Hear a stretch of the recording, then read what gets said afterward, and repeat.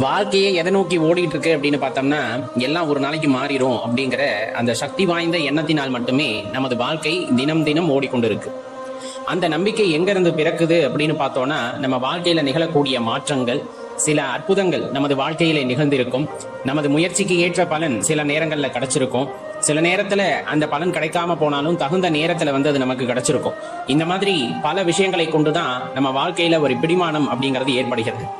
அதன் காரணமாகவே எந்த ஒரு சூழ்நிலையா இருந்தாலும் சரி, நம்மளால சந்திக்கவே முடியல, அதுல இருந்து நம்ம மீண்டு வரவே முடியல அப்படிங்கிற மாதிரி ஒரு சூழ்நிலை ஏற்பட்டாலும் என்றாவது ஒரு நாள் இது மாறும் அப்படிங்கிற எண்ணத்தின் காரணமாகவே இந்த வாழ்க்கையானது ஓடிக்கொண்டிருக்கிறது.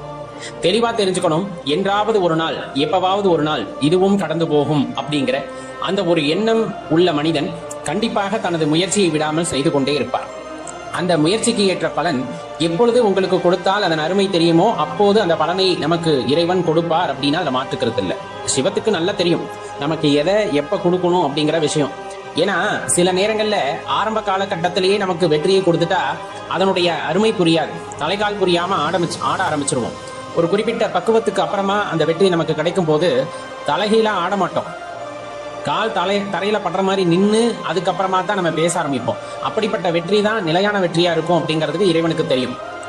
அதே போலதான் ஆரம்ப காலகட்டத்துல இப்ப ஆன்மீகத்துக்குள்ள போனதுமே இறையாற்றலை உணர்ந்து கொள்ள முடியுமா அப்படின்னு பல பேர் கேட்டா அதற்கான விடை முடியாது அப்படிங்கறது எடுத்ததுமே சொல்லிடலாம். அது எல்லாத்துக்குமே அந்த வாய்க்க பெறுகிறதா அப்படின்னாலும் கிடையாது.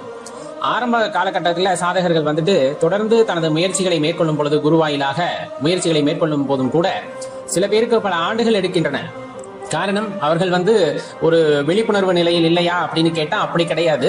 இருந்தாலும் அந்த விழிப்புணர்வு நிலையில் இருந்தாலும் அந்த ஆற்றலை உணர்வதற்கான பக்குவத்தை நாம் இன்னும் அடையவில்லை அப்படிங்கிறது தான் அதனுடைய உட்பொருளாக இருக்கும்.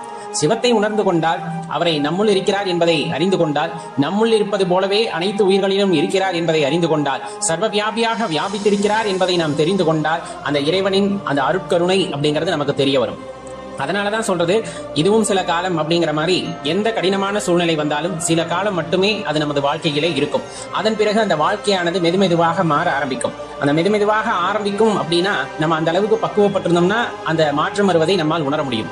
ஒவ்வொரு தரக்கையும் அடி வாங்கும் போதும் மீண்டும் அதே தவறை செய்து கொண்டு அதிலிருந்து ஒரு உணர்தலை பெறவில்லை என்றால், அதிலிருந்து ஒரு அனுபவத்தை நாம் பெறவில்லை என்றால் கண்டிப்பாக வாழ்க்கையே மாறினாலும் அந்த வாழ்க்கையில் ஏற்படுகின்ற மாற்றங்களை உணராமல் தான் நாம் இருப்போம் அப்படிங்கிறது தான் அந்த இடத்துல தெரிஞ்சுக்கணும்.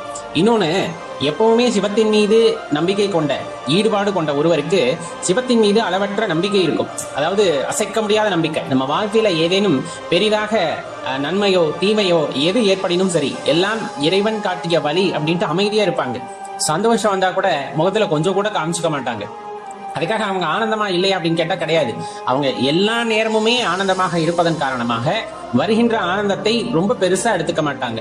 அவங்க ஆனந்தமே இல்லாம ரொம்ப கஷ்டப்பட்டுக்கிட்டு இருந்தாதான் புதுசா ஒரு விஷயம் நடக்கும் போது ஆஹா அப்படின்ற அந்த புருவத்தை உயர்த்தி தனது மகிழ்ச்சியை வெளிப்படுத்துவார்கள். அவர்கள் உள்ளத்தளவிலே எப்பொழுதுமே இறைவனை நினைத்து அவரை உணர்ந்த நிலையிலே, விழிப்புணர்வு நிலையிலே இருக்கும் பொழுது கண்டிப்பா அவங்க சந்தோஷத்தோட உச்சத்துல இருக்கிறனால புதுசா ஏதாவது ஒரு நல்லது அப்படின்னு நடந்ததுன்னா, அதாவது நம்மளை பொறுத்து நமக்கெல்லாம் ஏதாச்சும் ஒரு நல்லது நடக்குது அப்படிங்கறது அவங்களுக்கு நடந்தா அது பெருசா எடுத்துக்க மாட்டாங்க. அதே போல ஒரு பிரிவோ அல்லது ஒரு துன்பமோ ஒருவருக்கு ஏற்படுகிறது அப்படிங்கும் போதும் அது அவங்களை பெருசாவே பாதிக்காது. அதை பெரிய விஷயமாவே அவங்க எப்பவுமே எடுத்துக்கிறது இல்லை அப்படிங்கறதான் நம்ம தெளிவா தெரிஞ்சுக்கணும். அப்ப சிவத்தை உணர்கின்ற ஒருவர் கண்டிப்பாக எல்லாம் கடந்து போகும் என்ற நிலைக்கும் வருவார், எதுவும் நிரந்தரம் இல்லை அப்படிங்கிற நிலைக்கும் கண்டிப்பா வருவார். அவ்வாறு வருவதன் மூலமாக வாழ்க்கையை அவர்களால் அழகாக வாழ முடியும் அப்படின்னா அதுல எல்லளவும் சந்தேகம் வேண்டாம்.